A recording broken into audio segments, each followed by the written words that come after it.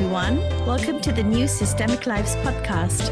Sometimes with me, Sheila Rashid, and sometimes with Gail Simon. We have the pleasure of talking with some leading international and national systemic contributors about their lives, loves, and what brought them to systemic practice. Do watch on YouTube or listen on your favorite podcast feed. Hosted by Murmurations, Journal of Transformative Systemic Practice at systemiclives.com.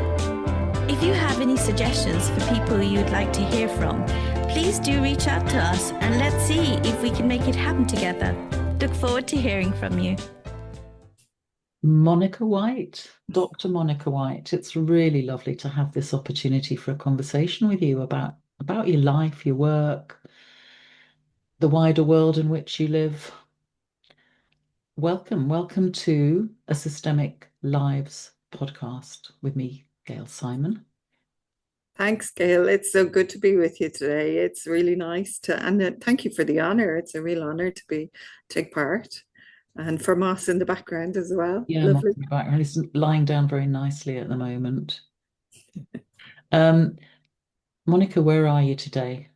Oh, I'm in work actually. So I'm in Ireland, in Dublin, in a part of Dublin called Tala, which is one of the kind of what we would say one of the most impoverished parts of Dublin, but also has parts of it that are quite wealthy. And I'm working at the moment in an adolescent under 18 substance misuse service. So I'm a family therapist on the team here. Is that the place where I visited you when I was in Dublin? Yep. It's a lovely office setup you've got there. There was so much care and consideration and thoughtfulness gone into making the place welcoming. Oh yeah, I mean we're kind of a neuro-inclusive service as well. So we've worked really hard on, some of, like I'm sure you have it in the NHS. I work for the HSE, which is a similar organization, but a lot of the buildings that we have to work in are really clinical. And so we've worked really hard in getting our building and our particular corridor more child-friendly, more kind of family-friendly, inclusive, all of that sort of stuff. It's really important to us. I have to say, the room you're in right now looks very white and clinical, clock on the wall. Yeah. So that somehow we've got the wrong angle view, because on the local tables and everything in the rooms, there's all manner of very inviting, impossible to resist, squishy, furry, whatever sorts of Exactly. We have all our sensory kind of toys. We have, we can adjust the lighting a little bit, but just because of Zoom today, it's kind of the light levels in Ireland this evening are very low, so it's brightening. So yeah, I have my plant, we have our armchairs, all of these kind of things here. And it's a really kind of inviting space for parents to come into. How do people know that the lighting can be adjusted? Do you say that to them? Oh yeah. Yeah, we have blinds that we can adjust and lighting that we can adjust and all of that. Yeah. Because that really creates a culture then, doesn't it? Where people know that they can say, oh yeah, actually, I wouldn't mind if you could pull that blind down or turn the lighting down. And that immediately invites people into a sense of co-curating the space. Yeah. Mm-hmm.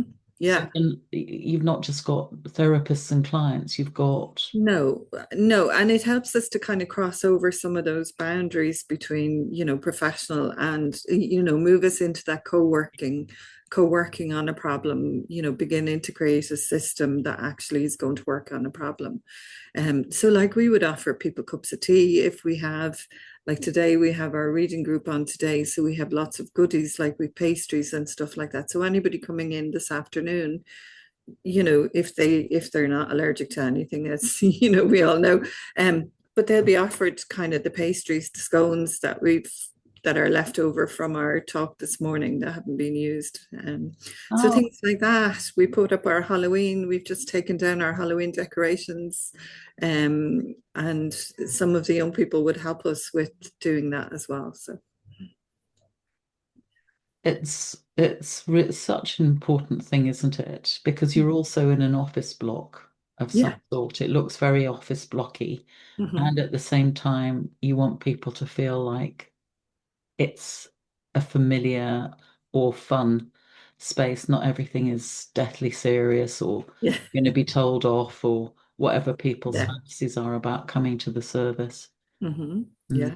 Yeah. So it is. And it's a team environment as well. So we've quite a nice team. I mean, you met a lot of them when you were here the last time. So it's quite a good environment to work in. So we've lots of interworking as well between disciplines, which is great too. So. What do you think makes for good team working from a professional's point of view, in terms of sustainability of spirit? Hmm. I mean, I think I've been lucky to work in two teams. Like my first team that I worked in the alcohol unit that I worked in, we were together for many, many years, like over nearly 30 years we worked together. So I think it's kind of I think we developed a kind of collective way of working. And I think also that we didn't all stay within our disciplines. We began to value each other's discipline and the voices that they could bring. Um, so I think that's the difference between ourselves and, say, child and adolescent mental health services, where a lot of the time you have different disciplines who may work alongside one another, but we would very, very much work with one another, bringing our own speciality to our own lens to the work with a young person. So sometimes that lens might be more psychiatric, sometimes that lens might be more counseling therapy, sometimes it might be a family focus. So it just kind of changes. So That's interesting because I just asked because I know it's such a big thing for so many people now, how they are going to sustain themselves in a workplace where there are a lot of demands, long waiting lists, and so on. And the idea of there being a strong, solid, friendly team with scones and trust and co-working are some of the ingredients, I guess, that make it sustainable and joyous for people. And particularly when you're working with substance misuse, like we work in a quite difficult, every area is difficult and has its challenges. But when you're dealing with marginalized substance misuse, there's all of those. You do have to have things that resource you, that keep you, that keep you from going into burnout. Not, I mean, we all go into the burnout cycle, but keeping you relatively able to pass through that without it becoming a permanent kind of burnout state. So that's one challenge that hopefully now, as I'm kind of approaching retirement, that I've managed to do. So Let's just jump back now that you've mentioned a life cycle point, if there are such things. I don't know if there's retirement these days.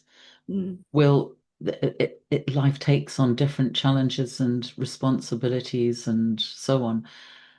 But can you just say a little bit about the context you were born into? What was happening in the world? What was happening in your family and the community? Yeah, sure. I mean, so I was born in 1960s Ireland, which at that point, I think Ireland was a republic for about 30 years. So we'd gained our independence. We were a very new democracy. Well, we weren't really much of a democracy at that point. So when we became a republic, one of the ways of developing legitimacy was allying ourselves with a very powerful ally, because we'd come out of the British Empire, and so we became a theocracy. So when I was born, it was kind of a very repressive era in Ireland. The 1960s, we may have got the fashion, all the mini skirts and all of that, but we didn't get a lot else around, emancipation, around kind of freedom for women. All of that kind of stuff was quite difficult. We had a lot of things that were people that were siloed into different areas, like mental health, asylums, the Magdalene laundries. There was huge kind of issues with unplanned pregnancies, and that wasn't an image that the state wanted to have. So people would kind of, put into institutions as a way of keeping them out of sight. It was a very Catholic country. Like, I remember my parents talking about one of their friends was Church of Ireland, and they couldn't go to the wedding. They had to stand outside the railings of the church, and they couldn't actually go in to the church where this very good friend was getting married. So it was a very repressive kind of era in Ireland, I think. Was a lot of alcohol abuse. There was a lot of poverty. So yeah, we were very lucky though. I mean, my parents were. My dad was an accountant. My mum was a stay-at-home mum, not by choice. The marriage bar was in. I know you had that in England as well. So the marriage bar in Ireland was in up until 1976. So my mum worked in the bank before she got married, and she would have loved to have kept going, I think, but had to stop working the minute she got married. So yeah, that was what it was like. And were you their first child? No, I'm the second. So second of four. So three of whom are still alive. So I've lost a brother, very beloved brother, who died quite young in his 40s. So, but yeah, there's three of us, one in America. So again, when I left school in the 1980s and my sister was younger than me, there was very little work in Ireland. So she never worked in Ireland. She's been in America since for the last 30 something years. So yeah. It's important to hear the context of Irish history and or some of it, and the impact of being in the British Empire and coming out of the British Empire. So many countries that came out of the British Empire were just left to their own devices, not resourced at all. It was a cruel system before, and obviously a very difficult time for Ireland finding a way forward, finding its feet. And I suppose you remember we were the first colony, if you look at it that way. Ireland was colonized in King Henry's time. So you know, it's a long history, I suppose. And you find echoes of that every now and then. You know, there are echoes of that in our kind of the way we approach family, the way we look at Irish people abroad, all of that diaspora stuff is kind of very pertinent. And, you know, most families in Ireland would have people who've emigrated or been in America or Australia now, Canada, all of that. So we were a country of emigration, first of all, and now we're a country of immigration. So, getting back to your family, how do you characterize your childhood and what were you like as a kid in your family? I think my childhood was, you know, it was quite nice. My granny lived around the corner. So my parents, when they bought their house around the corner from my granny. So she lived around the corner. My grandparents were kind of, I only had two grandparents left when I was born. I think they had my father's dad had died. My mum's dad had died. So I had two grannies alive when I kind of was growing up. And so that was a big part of my early school. You know, she kind of helped out with childcare, stuff like that. We would go around to her quite a lot. My parents' families were kind of different. Like my mum's family was more professional, if you look at it that way. My granddad on her side was a bank manager, and my granny was a nurse. So she was a public health nurse, and she was from the north, from Armagh. So there was that northern kind of connection. And then on my dad's side, they were less kind of well off. They never owned a house. They rented in kind of the centre of Dublin for most of their lives. And they owned a forge, they were blacksmiths.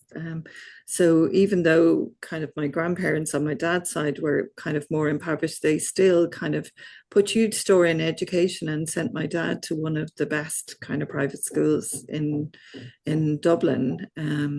You know, so that kind of gave him an extra kind of string to his bow, I suppose, and he became an accountant. So I was born into a family of accountancy, and my school experience wasn't brilliant, I have to say. I have undiagnosed, well, at that point, dyscalculia, which meant that I couldn't add or do maths or stuff like that. So that was really, really difficult, in that not being able to access a curriculum and not being able to kind of show what you can do, because And presumably particularly difficult for the daughter of an accountant. oh God, yeah, I have 3 accountants in the family. Yeah. Oh my goodness. Because dyscalculia, some people might not know, it can affect a number of things. Did it affect numbers for you? Oh, numbers, Spatial, numbers, spending horrendous. the time? Yeah. I'm not so bad on time, but numbers and remembering numbers is a real problem. So doing things like times tables, stuff like that. And when people move on to more complex maths, I was able to do that kind of thing. And that was the age before people were allowed to use calculators. So technology wasn't available that would have lessened the impact. So yeah, I think I switched off from education by the time I got into secondary school. I was kind of only doing the things that I liked. As regards education, I was going to school, but a lot of the time, accountancy, maths would have kind of not been an interest of mine. Loved languages, so I could do all that. So I had some things that kept me engaged in education, even though other parts didn't work at all. So did you feel like told off or devalued for not being very good at sums and so on? Or no, I think my parents were really good. I think they turned it into, even if I got it wrong, that as long as I tried, so I tried to understand, tried to learn it, tried to keep it in my head. And as long as so that would be kind of like the family motto, not trying was the criminal offense, if you look at it that way. It's interesting because some people can't see that their kids are trying. They just get frustrated and maybe where it reflects on them. So it was nice that they could actually see you were trying. Yeah. And I think that was the same for all of us. That was the whole, I wouldn't have felt, excluded or less than at any point, because they would have always kind of looked at the things that I could do, not the bits that I couldn't do. So what were your kind of strengths and joys in education? Football. Football was one. I love Gaelic football or no soccer. Soccer would have been a big one. And I'm a real history buff, and I read ferociously. I'm quite a voracious reader, or if that's the right word. So I would read an awful lot. I'm laughing at the concept of ferocious reader. I know it's a common expression, but ferocious dogs and ferocious readers just kind of funny somehow. Yeah. So I do, and I still have a passion for reading. I love photography as well. Was one of the things that I really got into when I was in school. And so that would have been kind of, and youth work, I would have started going to my local youth club. And at that point, in the 80s, Ireland, there was lots of youth clubs and stuff like that. So we had a really good local one. And I would have gone canoeing. So we would have had all of that kind of sports stuff as well. So we set up a canoeing club and we bought our canoes and did all that sort of stuff. So that was wonderful. So there was a lot of outdoorsy things going on, not in your head in the book. No. You know what I haven't asked you is where are your people from? I mean, because I know you're living in the Dublin area, but where were your families from? So as I said, my granny was, some from Clare. On my mum's side, it was Clare and Northern Ireland, Armagh. Yeah. On my dad's side, he was totally Dublin, so he had no relations outside Dublin. And that was, so they were, lived on Iron Quay, which is in the centre of Dublin. They worked in Guinness's in the brewery, and then there was the blacksmith. So it was all about cooperage and blacksmithing. And then one of my other grannies was a trader in one of the local markets in in the centre of Dublin. She used to trade secondhand clothes. So that was kind of like, so real Dublin on one side, and then the Northern Ireland and Clare kind of stuff on my mum's side. And the Clare connection, Mhm. who was there and what were they doing there? My dad was a bank, or my granddad was a bank manager, you Oh, see. right. So he came over to Dublin he managed the bank in Stephen's Green in College Green in the centre of Dublin. He was a bank manager. But they would have, like my uncle and aunts, when they were alive, would talk about every summer they were either sent up the north or over to Clare. So, And so what sort of summer holidays did you have? Did you have summer holidays? oh yeah, yeah. So we went down to a Quaker family down in Wexford, that used to take in kind of families. It was a farm, a working farm. So for 2 or 3 weeks of the summer, we would go down to this Quaker family down in Wexford, and the food was marvelous, because they would do all the home cooking. Oh, it was absolutely marvelous, and we'd get to help out on the farm. For my parents, looking back, it was wonderful. They would just toddle off into the farm, and they could sit relaxing on the beach, and we'd be doing stuff like bringing in the hay and all that kind of stuff. So that was really great. And What was your favorite meal at the time that they would have provided or that you would have been part of making?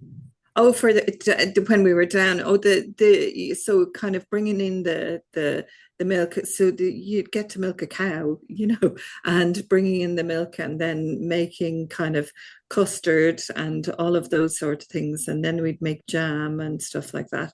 But I mean, I remember most the baking.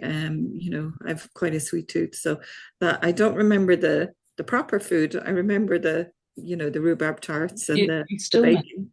you still make stuff now? Do you make Oh food? yeah, I do. If I get a chance at the weekends, I'll bake things. Yeah, I like cooking. What's the most recent thing you made baking wise?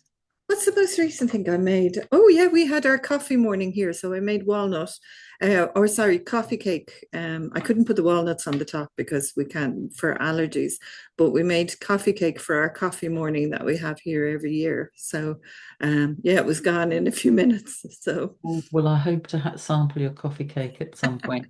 It's really one of my favorite. yeah, yeah. Um, so just sort of thinking, using the theme of education for a moment. Let's just think, Mhm.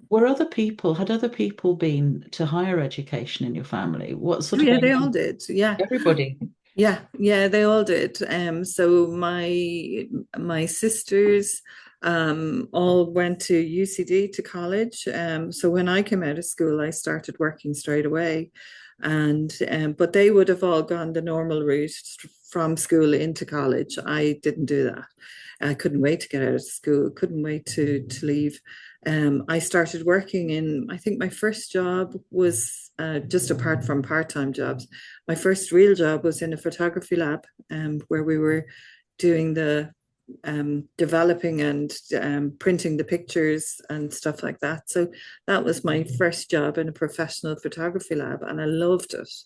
Um, but then when my younger sister kind of got into college and came out and got her first job, and it was paid nearly a lot more than I was earning, I decided, okay, maybe I've made a little bit of a mistake here. And so I actually went back, and give up the job and went back and did addiction studies, and that was the start of my kind of career then, if you look at it that way. That's really interesting. How did you decide on addiction studies? I'd been doing youth work, so I still continue the kind of the local youth club. I was still involved in that. And as part of that, they had a job came up in what was called Cross Care. So it was a Catholic run drugs awareness program. And so I got a job on that team. And that kind of started it. And then when that job came to an end, they sponsored me to go into college. They paid for my fees to go and do addiction studies. So that was kind of the start It's then. interesting to hear how it came out of the youth work, Yeah, yeah. specifically people, the community having recognised there was a need.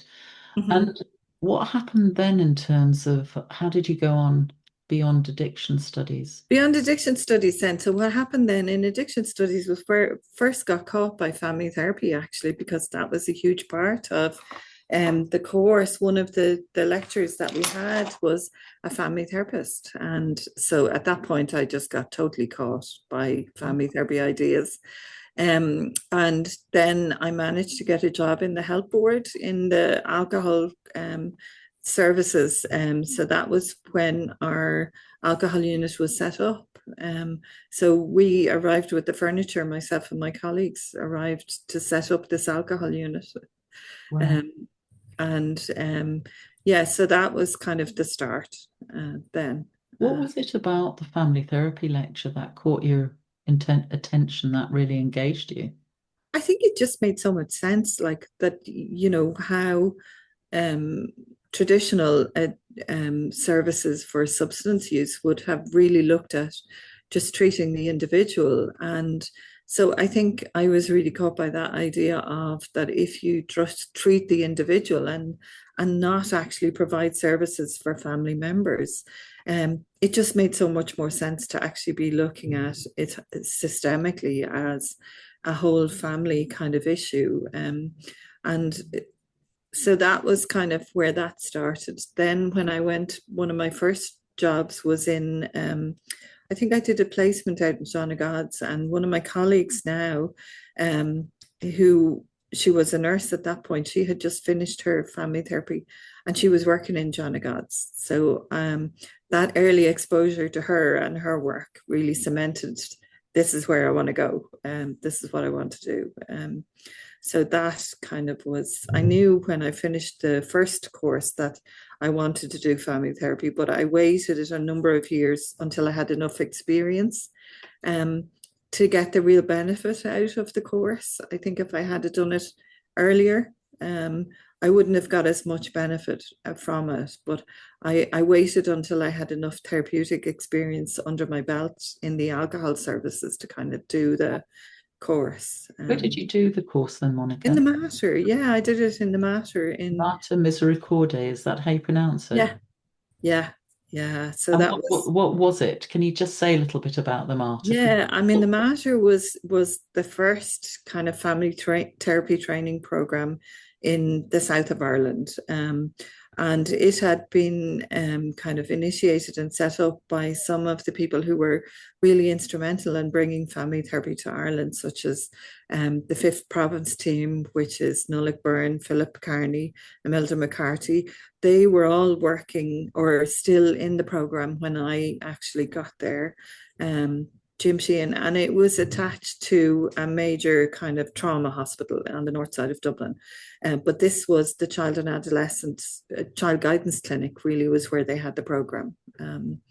And so I signed up and was lucky to get into the program. And at that point, it was 3 years. We did 3 years for our family therapy kind of diploma. And my first supervisor was Nollaig Byrne. I was so lucky. It was just amazing, And then I had Phil Carney, Jim Sheehan, Mary Murray, all of these kind of people who have been really influential in the field, that were actually, we got to spend 3 years with them. So that was wonderful. Yeah. So how did you get into a position where you were contributing to the field as I'm thinking about uh, your role, the roles that you've played in EFTA over time, or also before that, perhaps in the now what's it called, the Family Therapy Institute of Ireland? You're going to put it differently, yeah. FTAI. FTAI, yeah. I think it's part. So when we finished training, we would go to the annual general meeting, and I think there was a cohort of us who had finished training together. And I can't remember how somebody nominated me to go onto the committee. And I think having having been involved, like my mum at that point, as part of when she wasn't working, she was involved in lots of things in the community and committees and stuff like that. And so I kind of, got nominated to go onto the committee. And then that kind of started the involvement with family therapy, the National Association in Ireland. So that kind of, I became the chair at one point, and I think I was chair for 2 years, 3 years. And then when I finished being the chair, the we had normally what would happen would be that Ireland would send a representative to EFTA, to the European Family Therapy Association, to join in the National Family Therapy Chamber as a representative. And so they asked me, would I go, because once I finished being chair, would I go to Europe to join in the meetings? And that's where it started, really. So I was Ireland's representative in the NFTO chamber, and for a number of years. And then kind of we had a strategy that we wanted to kind of get, make our links with Europe stronger. Philip Carney at that point was on the board of EFTA, and we were trying to see if we could get another person onto the board of EFTA. And so that's kind of what we did. We had a strategy for that. It was partly successful. Well, it was successful eventually. It just took a little bit longer than we thought. So I got elected onto the board of EFTA, and that kind of really started a long involvement with the EFTA board. Go ahead, sorry. Well, no, I was just interested in wanting to develop a stronger relationship with the EFTA community, and thinking, why was that important for Irish family therapy? Yeah, I think at the time we were trying to go through recognition, trying to get our profession recognised. I remember looking at the talk that you did with Peter Stratton and all his work around, providing the evidence base. At that point, we were really up against that in Ireland. It was all about evidence-based, evidence-based, evidence-based. And we were really trying to ally with European standards so that we could actually defend ourselves as a profession to, to the powers that be who were employing people in the health board, because we were very much seen as kind of, well, that's family therapy, that's lovely, but why would we make it a grade? All of that sort of.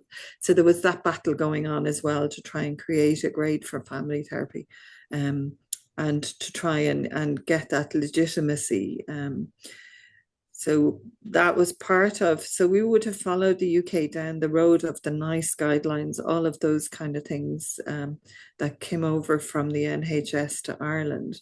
But I think we really felt that a lot of the time, our field in Ireland, we would have looked to America a lot, and we felt that we needed to look to Europe, because at that point we were in the European Union, and so it was kind of, we were reorientating towards looking towards Europe. That's a very interesting professional national strategy to be more. Yeah, that's really interesting. Yeah. And then how did you get to be chair of EFTA? President of EFTA. How I got to be president, I suppose. I mean, hard work. It was really hard work. EFTA is hard work, because and I suppose I would always say that working in addiction for so many years prepared me a little bit, because I would always be used to working with a level of chaos, dysregulation, all of that kind of stuff with the families that I work with in substance misuse. So that kind of prepared me a little bit in that the conflicts, the disagreements at the EFTA board wouldn't have impacted on me as much as other people. So I would see it as, okay, this is a situation, a phase that people are going through. We can negotiate our way through it. So that, I think, When I became chair of NFTO, then I was on the EFTA board, and a lot of the time I would have been doing quite a lot with different things. Like I did a research project, and it just became that the board then at that point, we had a chair, our president, Rodolfo de Bernhardt, who unfortunately was quite ill when he was the president. And we had to develop a kind of a route to work when he was quite ill. So that became then, when he unfortunately passed away, we were thrown into chaos as to how we're going to keep going, because we had the Naples conference was coming up. EFTA has a conference every 3 years, and we were in the middle of that cycle of trying to do that. So at that point, I became the interim chair. And then after the Naples conference, I was elected president of EFTA for the next 3 years up until 2022. So. What do you think people would say about you, things that characterized your presidency of EFTA in terms of your contributions, your strengths, your vision? I think one of the things that we talked about was actually maintaining and keeping dialogue going was really, really important. I mean, one of the most influential people for me at one point is Arlene Healy, you know, the Arlene from Ireland who set up the Belfast Trauma Centre. Arlene always talks about having impossible conversations, and sometimes we had 3 different chambers who were really kind of in conflict a lot of the time. So trying to bring people into a place where we could dialogue and have trust in one another, even though we were holding different opinions. I mean, one of the first EFTA meetings that I went to, I remember saying to Philip afterwards, how come I'm going to a meeting with all of these systemic practitioners and none of them are listening to one another? And it was, you know, so it got into a position like that. So at that point, I think we began to kind of find a different way of working. I think the main kind of thing that I would be remembered for in EFTA is we had to go through a whole process of statute change, where we had to change our, you know, it's like our memorandums, our statutes. We were going to lose our charitable status if we didn't change the statutes on time. So we had to have a whole process that took up most of the years of my presidency of actually getting that over the line. And that was tremendous. So at one point involved me kind of flying from Montenegro to Belgium overnight to actually sign the EFTA statutes, the new ones. Oh my goodness me. My colleague from who was in Amsterdam, so her daughter drove her from Amsterdam to Dinant in Belgium so that the 2 of us could be there on that particular day to sign the EFTA statutes, because it couldn't happen any other day. So that would be the big one, because other than that, EFTA wouldn't be able to continue to function. People don't always realize, I don't always realize what is actually going on behind the scenes. You think EFTA's a conference or some committees or a website and things like that, and you don't realize how much people are giving of themselves, how much initiative they're taking, how much practical thinking's involved, and how much, in your case, systemic thinking's involved in finding new ways of making sure people do keep moving forward together, more or less, productively. Yeah, and I mean, I think it has continued, you know, the atmosphere in the board has, I think, continued for the next while, you know, and it did involve, you know, people taking a lot of risks and moving their position, even despite the fact that a lot of their board and their organization wouldn't have agreed with what the position they were taking. But it was really important that we actually did it. You know, this year when we went back to the EFTA conference, it was really nice to see that atmosphere is still kind of there. So that was really good. Still part of committees and boards in EFTA? No. I at that point, Gail, I think I had taken on too much because I was finishing my doctorate. I was going Um, to ask you, which year was it that you started doing a doctorate? 2016. Yeah, Let's yeah, see. And it was during that time that you yeah, took on the presidency of yeah. EFTA. I must What have a been mad. parallel process. Must have been mad. When you look at it, I mean, I really wanted to do the doctorate, but I mean, looking back, it was an awful lot to take on board, to do all of It that at sounds the same like time. it sounds like EFTA really needed you and that there Mm. wasn't really a choice under the circumstances. No. And you were working full time? Yeah, working full time and changed job in the middle of it. The alcohol unit that I was working in, our building ceased to function. So that I moved to the adolescent team in the middle of all of that as well. You also had a pandemic in the middle of all the Pandemic in the doctorate and middle of it. everything, and you Yeah, stayed open yeah, working. Do you want to yeah. just say something briefly about that? Because Mm. you were one of the few organizations that I knew of who were absolutely still open door. Um, Yeah. Yeah. Yeah, in the pandemic, we kind of, because we're an under 18 service, when the pandemic hit in Ireland, we had one of the longest school shutdowns in Europe. So our schools were shut for a year and a half, 2 years mostly. well, So children were kind of being educated at home or on Zoom or whatever.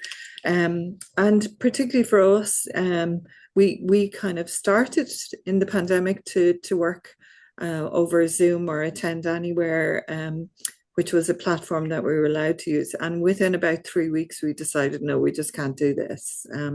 So we kind of went back to working face to face full time. So we just managed our who was coming into the building. And so we were having parents and young people coming in all throughout the pandemic. And none of us got COVID from work, which was amazing. Yeah, it was. And of course, young people were motivated to come because that was the only way you could get out of the house. wow. If you were coming to a medical appointment, you could come out.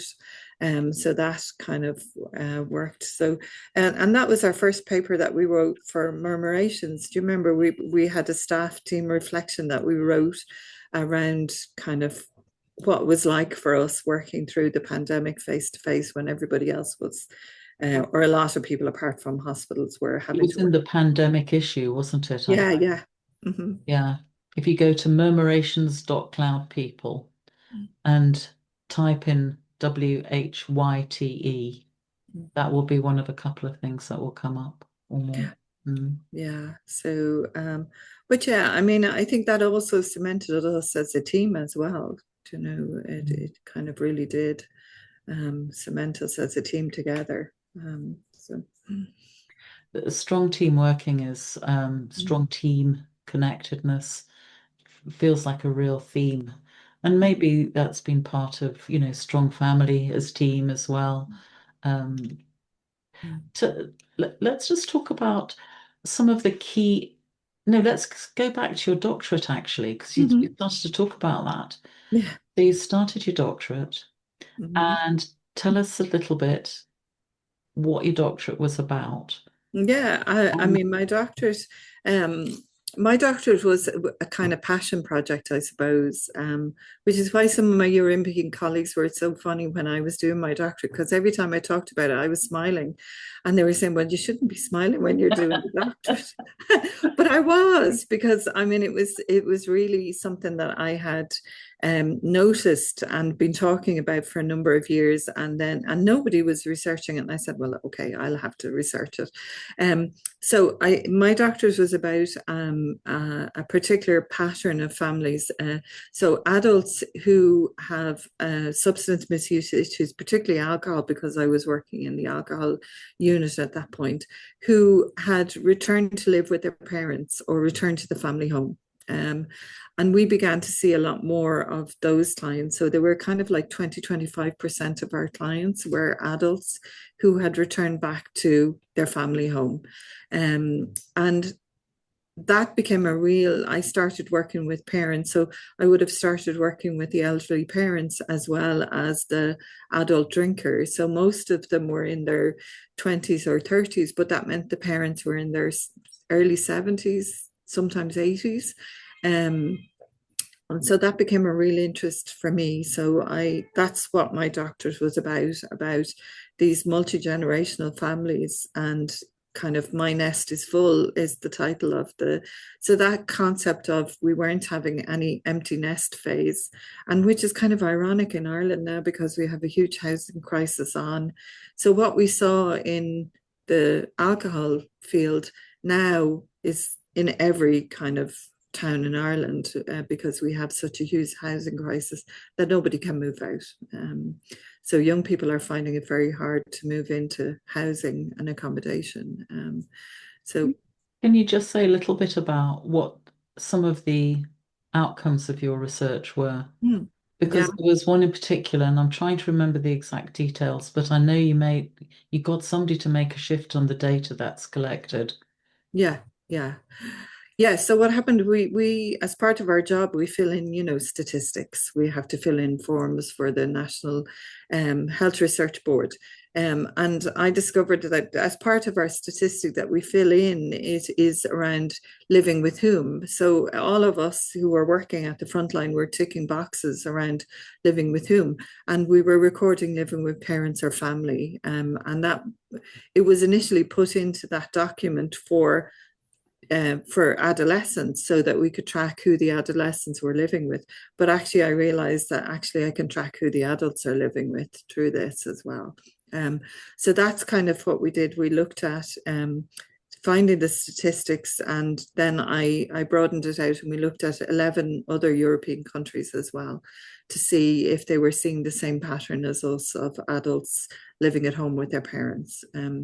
So that kind of was the start of it. And then, so that was one part of the doctorate. Then the other part was looking at, people, when you have an individually focused service, as in adult substance misuse, a lot of the time, if that adult is coming to see you, most people wouldn't really think about, okay, who's this person living with?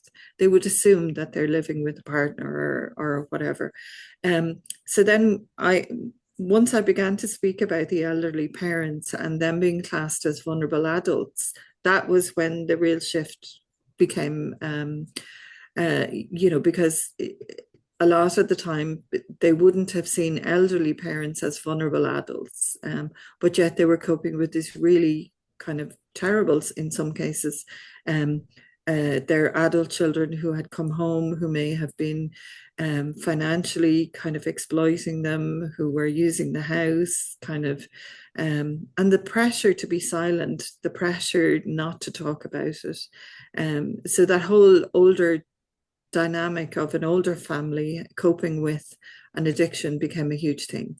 So that I've always been impressed by your research because getting a category, extending a category of data at a sort of higher level is a very difficult thing to do. People are very attached to existing categories. They don't see the point, and you've got people to change and extend the categories of data.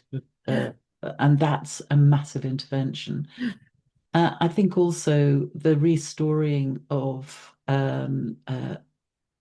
older parents still in some kind of parenting, non-parenting, whatever's negotiated role as vulnerable adults is a very significant reframe. We know how powerful language is. Yeah. And I think you generated stories that showed people what's actually happening between people in the home, in people's lives. I remember you and Paula Kennedy Oh, Paula, yeah. did a fantastic installation Yeah, at we Brathay did. Hall one year as part of the Bedford International Systemic Practice and Research School. And you took, if I'm right, you turned a bedroom Yeah. into an installational space in which you had people had to go round and find things, and there were sounds, people Mhm. talking, there were bottles in cupboards hidden away. Mhm. Mhm. Um, it was a really, it's very interesting the Mhm. different forms education and learning can take, and Mhm. how powerful that was to take us out of the PowerPoint in a room somewhere else and into another space where we had a multisensory experience. That Mhm. was very disarming. Yeah. And Yeah, and I think I'll always remember that. yeah, and I think yeah, it's amazing that you said that the bottles in the or it was the bottles in the wardrobe was Yeah. the one, and I think, at that stage I was really interested in that embodied kind of learning of, rather than, as you say, doing that PowerPoint, but just to actually get people to listen and hear. And I think we were also, myself and Paula at that time, were really interested in the actual, the way when you go through family therapy training and it's all about the videos and you're watching yourself on the screen, you're watching the family on the screen, but we actually realized that actually listening without the visuals, people were listening more intently to what was actually being said. So we were playing with that in the workshop as well, I think. But yeah, it was a really good workshop, and we actually did it, as you say, we did it 3 times. I think Paula did it in Rome, to the nurses conference, and I did it at one of the EFTA conferences.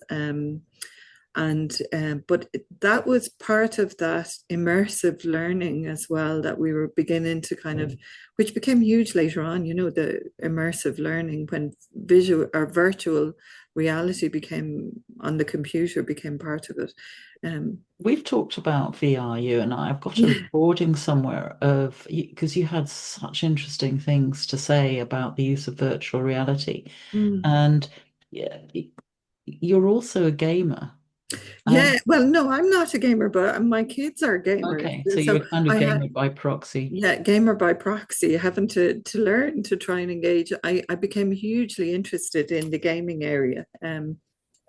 You know, and also the kind of, particularly around the pandemic, the World Health Organization told people to go home and play games, go home and play video games. So, I mean, I think when I moved over into the adolescent kind of area, we began to realize just how much that virtual reality was another subsystem of people's lives, the phone, the internet, the apps, all of that sort of stuff.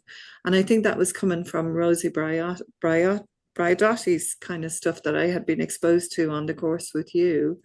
Um, The you know, techno human that we are yeah, now, not just human, that we're yeah. also, we are our technology and our technology is us. Yeah.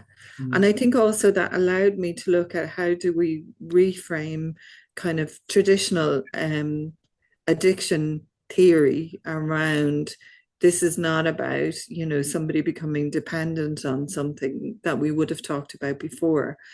For me, in terms of how do we translate addiction theory into family therapy theory, because there would always have been a kind of slight distance in that family therapists may have shied away from working with people with addiction issues or not mentioned it or not, it would come up halfway through a family therapy case. So I began to go on this crusade of kind of looking at how do we make family therapy a family therapy that is addiction informed, so that we can actually work with the biggest problem that's coming into people's therapy rooms is going to be addiction.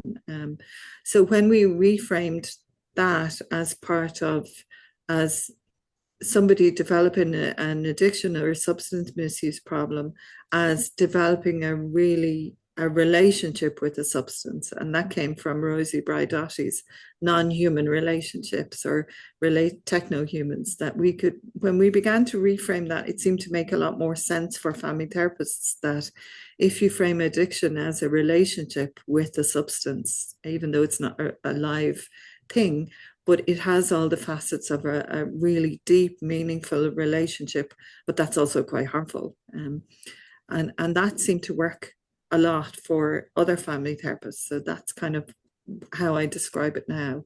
So working with our young people here, we would talk about their relationship with the substance. And it's a way of decentering that problem from them into the problem is not them, it's this relationship that they're developing. So part of Michael Whyte, part of all of that mixed together, if you look at it that way.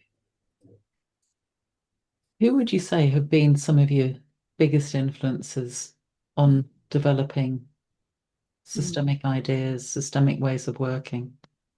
Well, I think, firstly, I think, the early people that I would have met, that immersion into the fifth province, into the matter kind of Why thing. would that have been important?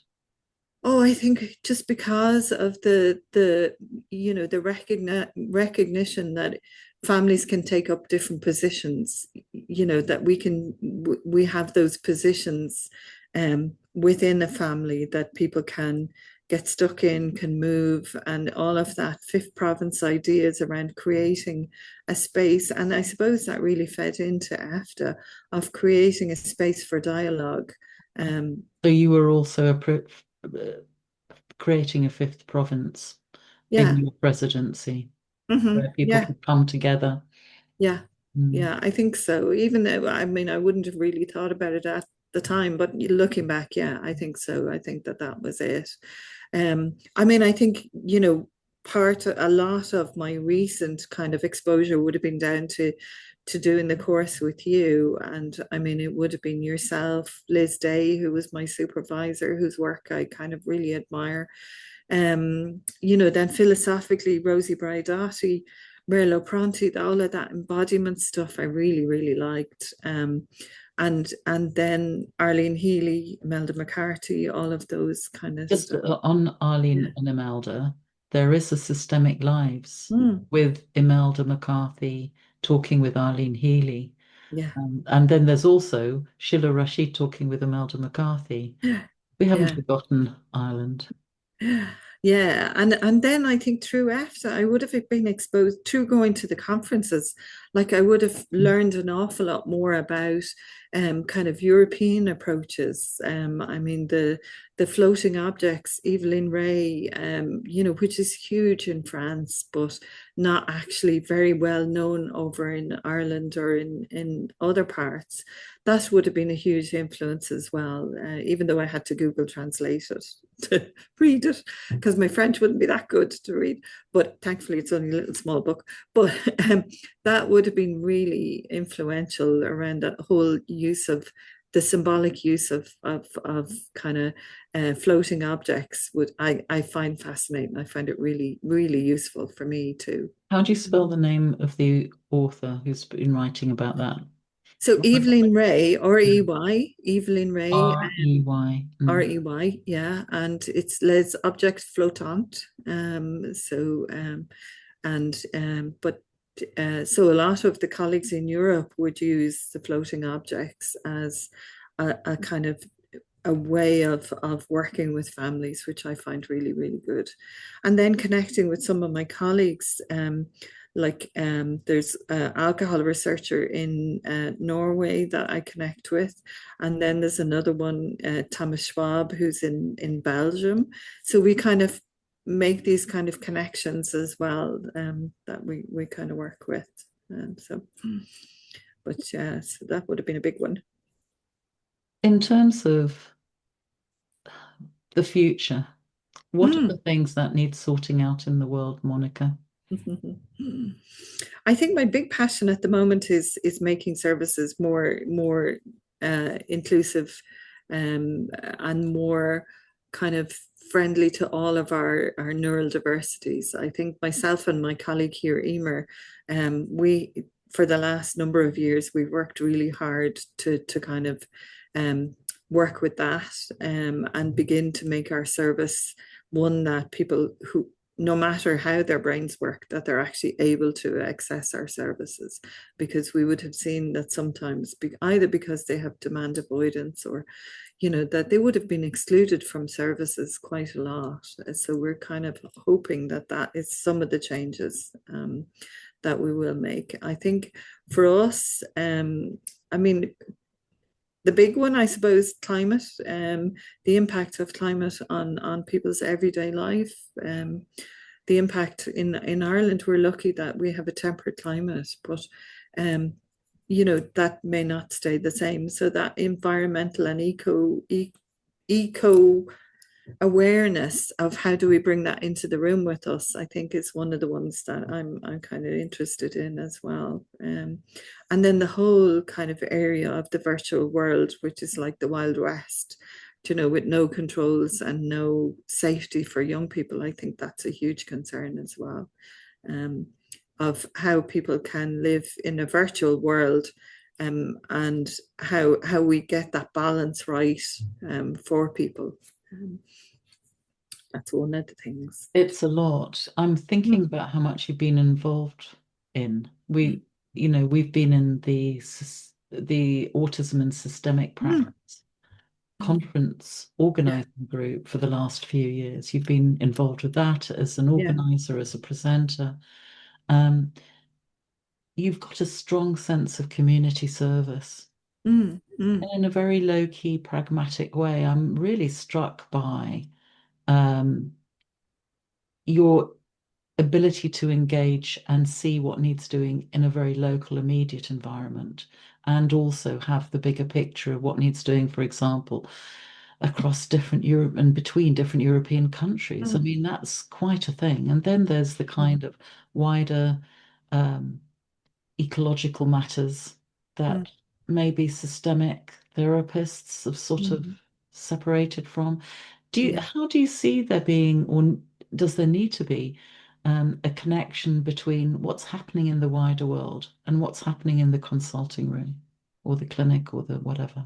Yeah, I mean, I don't think we can avoid, that the world has shifted to the right kind of very dramatically, and I think, I very definitely think that some of the ways that different politicians, without naming names, are using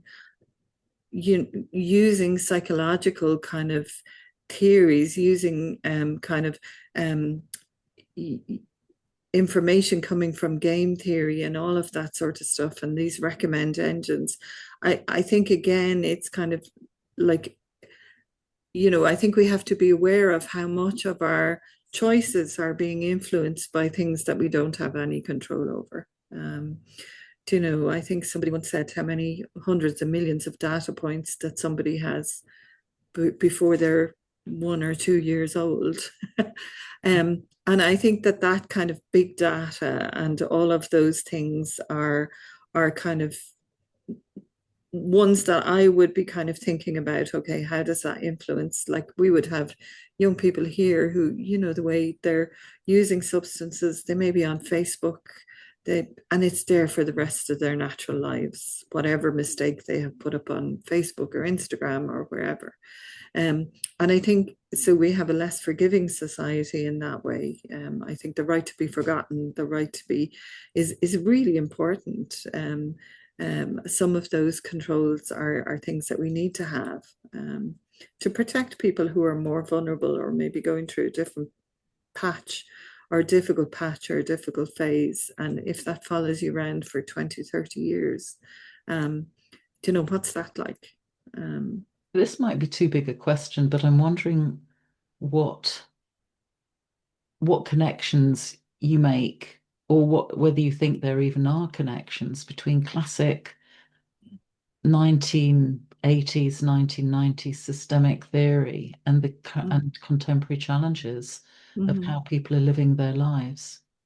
Yeah, I mean, I think I think it's important to kind of not lose some of those early ideas, because they were dealing with some of the kind of repression, the big kind of issues that were there, and we're sometimes we've kind of lost some of those kind of ordinary ideas about families, about how families organize themselves, some of the structural ideas, some of the strategic ideas that we felt we had to move away from when we went into our postmodern or postmodern kind of route. I think I would find some of those are really important not to lose sight of, and not teach them.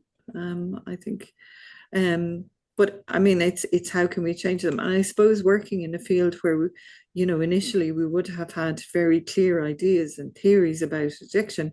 Now we know that wasn't the case at all. They had to change and evolve over time, but some of the core ideas are still valid. But we just may talk about them in a different way, and use different language that's not as black and white, and is more nuanced. And I think that that's important, that we don't just disregard theories that may have, because they might have been framed in a misogynistic way, but that can we see the value in some of the theories, and just changing those languages. I think that that's important. So we've just got a few minutes left, but there are a couple more things that either you might want to raise or that I've definitely got still up my sleeve.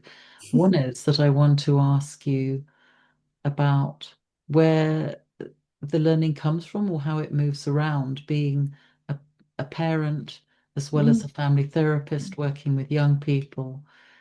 How would you describe that relationship between knowing and learning and doing?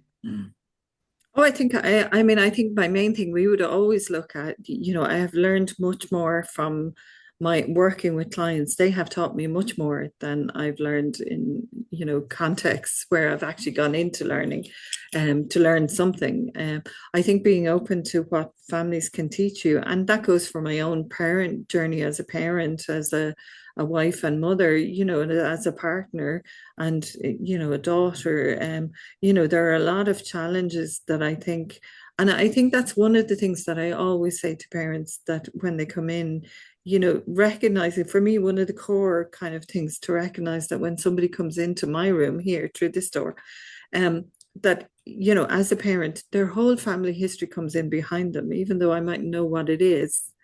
And I have to be aware of that they may take up a position that I mightn't understand, but I have to try and find out why that position is being taken.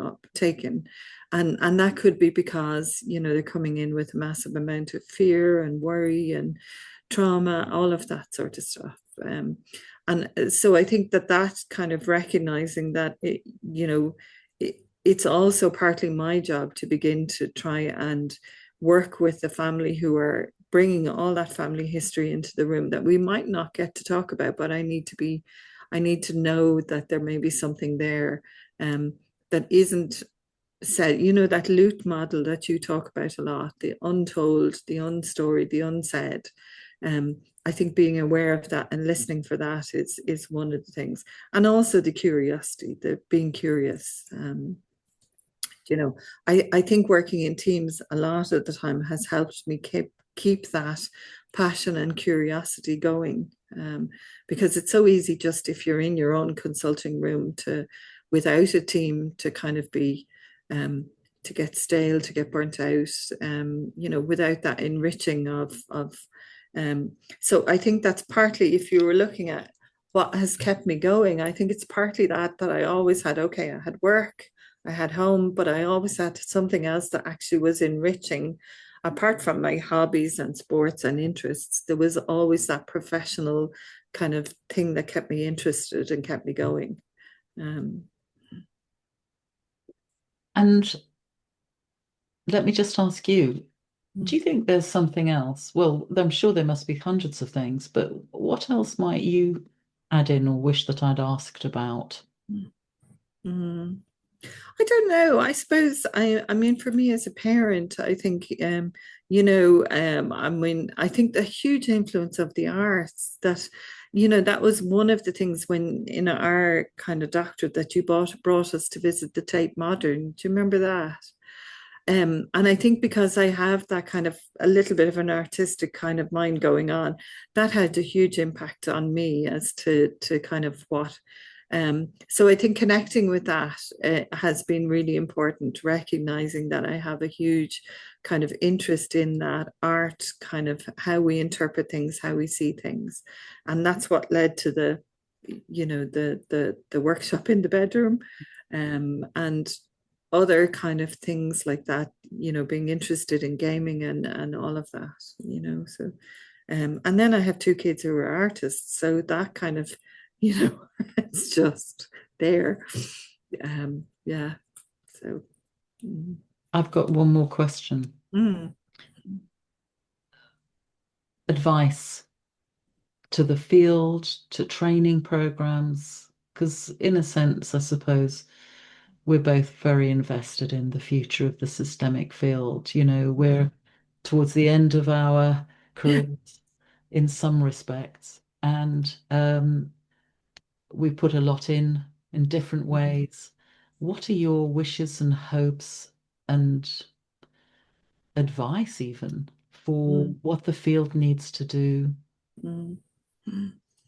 I think the main thing I would think about is, how do we engage and retain, family therapists in our associations? How do we create that environment where they can join in and be enriched by the joining in and meet loads of different people, and have that feedback into their practice? I think it's that feedback loop of creating spaces where people can share and um, begin to be exposed to different ideas and different theories and different ways of working that may not be in Europe, it may be in Africa, maybe in China, maybe in Singapore.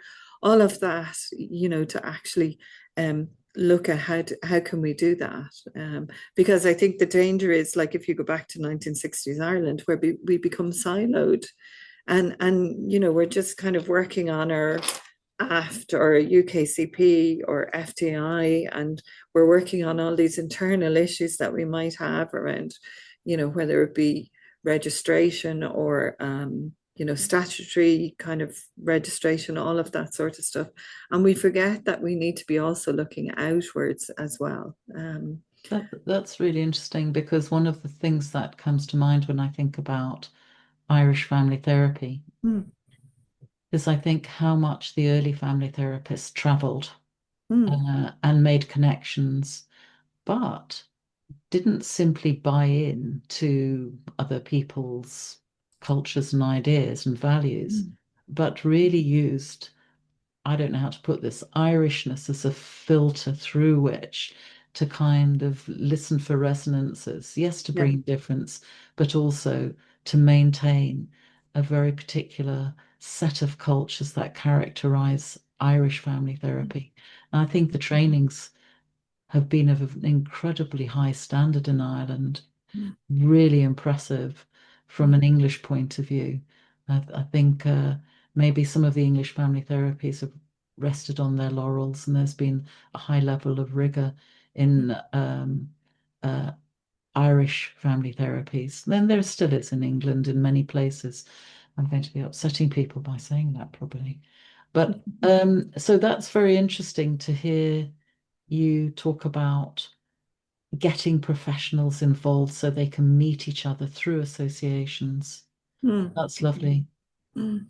Yeah, I mean, it was one of the things. We went to the EFTA conference this year. It was in Lyon, and so we managed to create. There were 8 of us went from Ireland, so it was really lovely, because some of them had never been to a big international family therapy conference, and it was just mind blowing for them. It was great to see, meeting seeing all these presentations. It was great, and I mean, we did that thing where we met for lunch every day. And so we kind of kept one, and we had a WhatsApp, and we did all of that, and so that was really kind of to create that kind of community, of beginning to kind of look at what we as a community can learn from, and what can we bring back. So I think there's always that thing, but I think it's difficult because we are an island. We do have to get off the island. Ryanair is great, our airlines. It does help, but sometimes it's that distance. People don't recognize we're out on the western edge, so it can be hard for us to get all the way over. But yeah, we don't have a tunnel. What about you? What next? What are your dreams and hopes for Well, yourself? next, yeah, I mean, I'm retiring, so from this particular from the health board, you know, because I've done a lot of time in the health board, so I am retiring next year, which I'm looking forward to, really. But I think it's kind of to continue some of the parts that we've talked about, you know, the interest in the neurodiversity, the interest in the next generation of family therapists, and really trying to kind of do that part of beginning to kind of try and see if we can get Irish family therapists to begin to engage at a wider level again. You know, because I think that's really important. It's one of the ways that we look at how do we renew our own organization. We because we're such a small Ireland, we have to kind of go out, you know. So, Monica, thank you so much for talking with me today. I wish you more than just organizational, social conscience endeavors going forward. I wish you also fun and relaxation and all the things you might wish for yourself. But thank you so much for sharing with us some of your experiences and talking about the contributions you've made. It's been lovely for me just hearing some of that I knew, but hearing it again is wonderful. So thank you very much. And I look forward to talking with you in another context soon. Thanks, Gail. Thank you so much for the opportunity. You're most welcome. Take care. Bye for now. Hope you enjoyed the conversations as much as we have. Please get in touch and let us know what you like, what resonated for you, and who else you might like to hear more from. Please feel free to share with others in your personal and professional network. Rate this show on your platform, and let's create our Systemic Lives community.